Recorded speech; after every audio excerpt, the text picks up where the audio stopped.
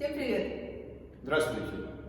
Мы рады приветствовать вас в музее Василия Андреевича Тропинина и московских художников его времени.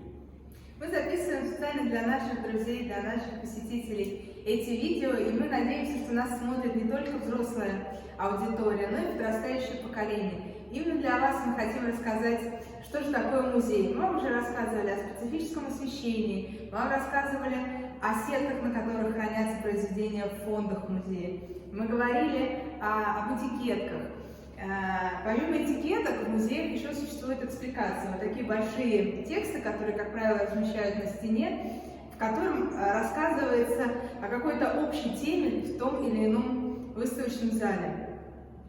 Наш музей расширяет свою аудиторию. Еще недавно казалось, что слабовидящие посетители – это не наш контингент. Но сейчас уже ситуация во многом изменилась, и в нашем музее, в первом его зале, появилась копия самого знаменитого произведения нашего главного героя Василия Андреевича Тропинина, копия именно для слабовидящих посетителей. Это тактильный вариант знаменитой кружевницы, или, как ее полностью называют, девушка, плетущая кружева.